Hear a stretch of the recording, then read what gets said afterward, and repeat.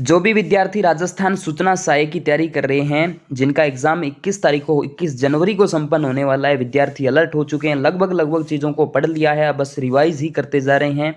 तो एक बार पुनः आप सभी के लिए मैं एक वीडियो और लेकर आ चुका हूं। आगे बढ़ने से पहले यदि आप हमारे सोशल मीडिया प्लेटफॉर्म से नहीं जुड़े तो जरूर जुड़े दोस्तों। आपके सामने सारे टेलीग्राम चैनल है, यूट्यूब है, फेसबुक पेज है, इंस्टाग्राम है और व्हाट्सअप से आप भी जुड़ सकते हैं। व्हाट्सअप नंबर से कई विद्यार्थी जुड़े हुए हैं, आप भी जुड़ जाइए। चलिए पहला प्रश्न देखिएगा। अच्छा प्रश्न है दोस्तों, यहाँ पे सारे अच्छे क्वेश्चन ही मैंने लेकर आया हूँ आज की इस वीडियो के अंदर। मरुभूमि की कोकिला किसे कहा जाता है? मरुभूमि की कोकिला कहा जाता है अल्लाह जिल्हा बाई को। किसे कहा जाता है भी? अल्लाह जिल्हा बाई को कहा जाता है। उसके बाद मांड गायिका के लिए 1982 में पद्मश्री से किस महिला को सम्मानित किया गया था? तो अल्लाह जिल्हा बाई को सम्मानित किया जाता है।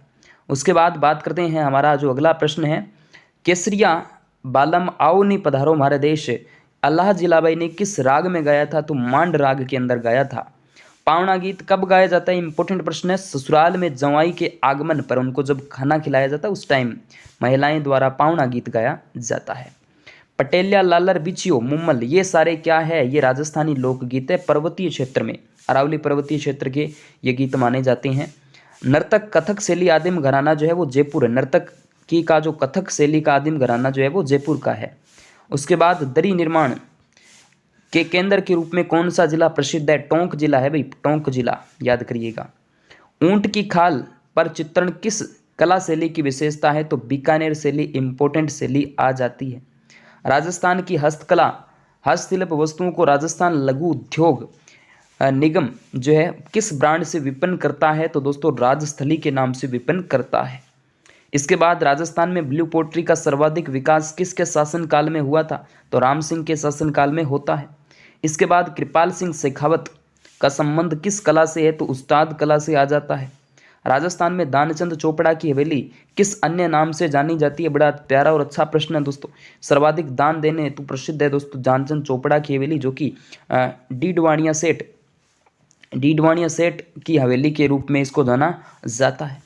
राजस्थान का कौन सा समुदाय घुमक्कड़ है? तो गढ़िया लोहार का नाम यहाँ से लिया जाता है।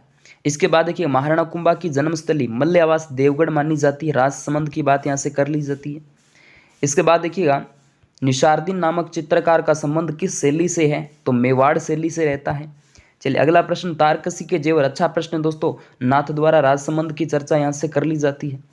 मारवाड़ प्रगनारी विगत के लेखक मोहनोत नैणसी का नाम लिया जाता है, मोहनोत नैणसी, और इसी राजस्थान का गजेटियर भी कहा जा सकता है। जाम्बोजी का मूल मंत्र इंपॉर्टेंट है, हृदय से विष्णु का नाम जपो और शुद्ध हाथों से काम करो। हृदय से क्या करना है? विष्णु का नाम जपना है और शुद्ध हाथों से अपना काम करते चले जाना है। इसके बाद राजस्थान की बोलियों का वैज्ञानिक विभाजन वर्गीकरण करने वाला पहला वैज्ञानिक जॉर्ज इब्राहिम ग्रिशुन का नाम लिया जाएगा। ऊंट की खाल पर चित्रांकन का संबंध किस जिले से आ जाता है? तो बीकानेर जिले से आ जाता है। याद करिएगा, इस उष्टा के नाम से जाना जाता है इस कला को, ठीक है। उसके बाद राजस्थान में रामानंदी संप्रदाय किसने शुरू किया था? कृष्णदास प्रिहारी के द्वारा। राजस्थान में रामानंद इस संप्रदाय की प्रधान पीठ गलता जयपुर में आ जाती है। जयपुर ग्रामीण की चर्चा यहाँ से कर ली जाती है। उसके बाद कृपाल सिंह शेखावत का संबंध किस से है? तो ब्लू पोट्री से माना जाता है। इस कला को विकसित करने का जो समय है दोस्तों मानसिंह का समय माना जाएगा। 84 खंभों की छतरी राजस्थान के बूंदी के अंदर है, लेकिन कमेंट बॉक्स में 80 खंभों की आप छाप देना।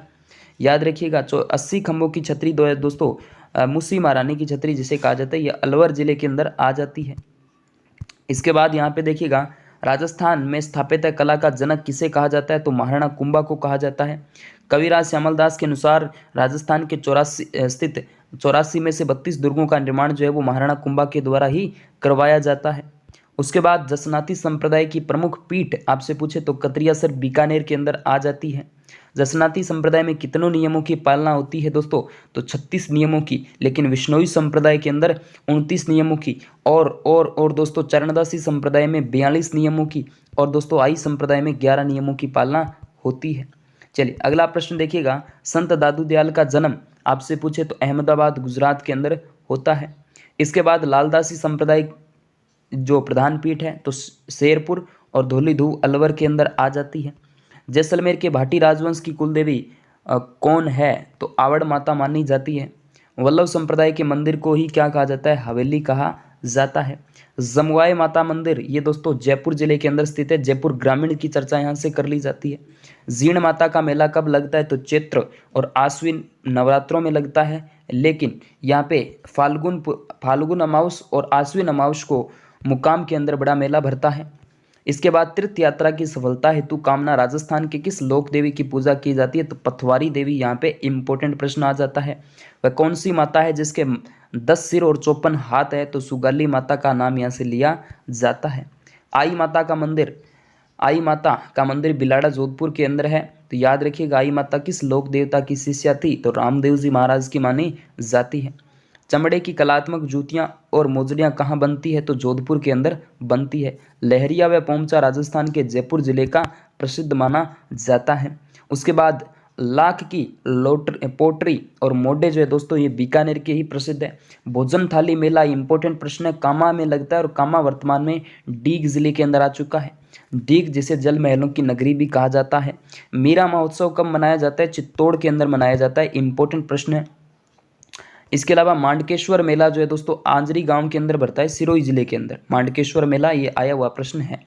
नरहड़ के पीर दोस्तों, नरहड़ के पीर का मेला दोस्तों आपके जो है झुंझुनू में लगता है। 12 भाइयों का मेला, बड़ा अच्छा प्रश्न है दोस्तों। सांप्रदायिक सद्भाव का मेला ये कह सकते हैं, तो बाड़ी के अंदर लगता है, बाड़ी धौलपुर जिले के अंदर। पवित्रा बारस कब मनाई जाती है, श्रावण शुक्ल द्वादशी को। इसके अलावा हनुमान जयंती कब आती है, तो चैत्र शुक्ल पूर्णिमा को आती है, याद रखिएगा। इसके अलावा सिर को ढकने के लिए पहने जाने वाला वस्त्र कौन सा है, तो पगड़ी ही है, बिल्कुल अच्छे से ज्ञात है हमें। इसके अलावा अंगरखी के ऊपर पहने जाने वाला वस्त्र क्या कहलाता है, चूगा या फिर चोगा कहलाता है। इसके बाद कोड़िया किस जनजाति की कुल देवी मानी जाती है, सहरिया जनजाति की कोड़िया देवी। वाल्मीकि राज्य की किस जनजाति समुदाय के आदि गुरु है, तो गरासिया जनजाति का यहाँ पे चर्चा कर ली जाएगी। इसके बाद सहरिया क्षेत्र में कपिल धारा का मेला ये दोस्तों कार्तिक पूर्णिमा को लगता है, याद करिएगा। और ये हमारे सोशल मीडिया से आप जुड़ जाना। Okay, thank you.